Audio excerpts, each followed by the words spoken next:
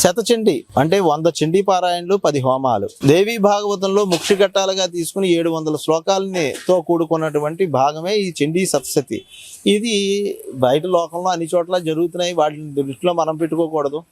విధి విధానంగా భగవంతుని ఏ రూపంగా పారాయణ ఆర్తితో ఆర్ద్రతో మనం చేస్తామో వాళ్ళకి సత్వర ఫలంని ఇస్తుంది అని చెప్పి కలో చండీ వినాయకో అన్నారు. అందుకే కలియుగంలో క్షిప్రకి సిద్ధి కలగజేసేది గణపతి, చండీ అమ్మవారు. మాట ఎటువంటి బాధలనైనా కూడా చండీ అమ్మవారు సునాయాసంగా తొలగిస్తుంది వాళ్ళ నుంచి.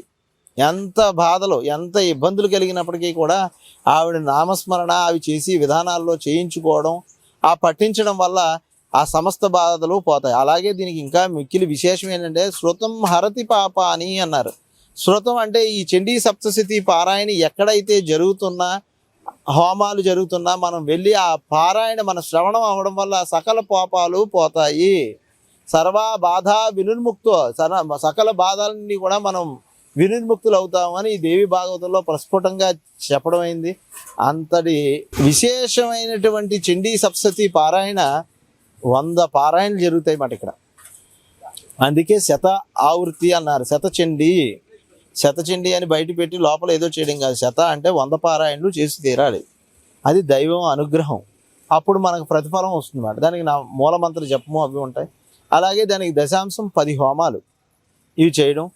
దీని ద్వారా శతచండీ పారాయణ అనేది ఈ యాగంలో చేయాలి అనే ఉద్దేశంతో లోకం అంతా కూడా కలివ్యాప్తం అయిపోయి కల్మషాలతో ఒకరిని హింసించుకునే బాధలు, కోర్టులు, ఇలాంటి వ్యవహారాలు, శత్రుభయం, రకరకాల బాధల్లో ఉన్నారు. ఇవన్నీ కూడా వాళ్ళు తొలగించి సుఖజీవనం పొందాలి అనే ఉద్దేశంతో ఈ చండీ అనుష్ఠానం అనేది చెప్పాలి. పారాయణలు లేకపోతే ఇంకోటి వ్యాపారాలు అనే ఉద్దేశం కాదు.